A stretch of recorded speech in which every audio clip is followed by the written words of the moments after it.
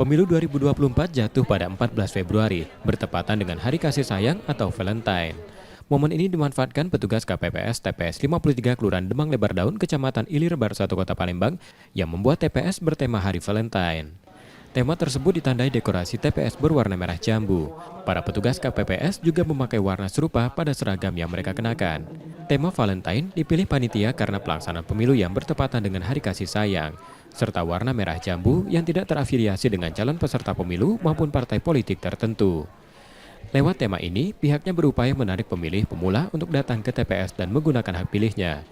Meski menjadi pengalaman pertama menangani pemilu, para anggota KPPS tetap bekerja sama dan saling membantu.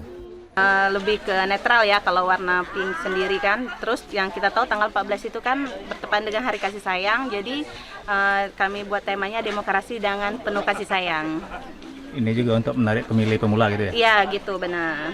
Yang pertama ya pasti gugup ya, karena yang kita tahu kalau di sini kan Pak PJ melakukan pemungutan suara di sini, tapi karena kerjasama tim kami maksudnya bisa sama-sama saling support. Di TPS 53 terdapat 270 mata pilih sesuai dalam DPT. Sejak pagi, warga antusias datang ke TPS untuk menggunakan hak pilihnya.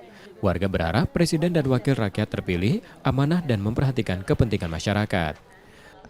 Yang amanah lebih kurang gitu.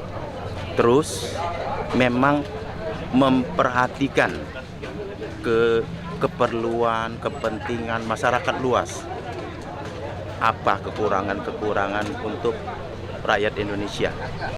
Sesuai tema kasih sayang, panitia berharap peserta demokrasi dapat berlangsung dengan damai dan kasih sayang dapat tetap terjalin meski berbeda pilihan. M. Rizky Nurmizan, Kompas TV, Palembang, Sumatera Selatan.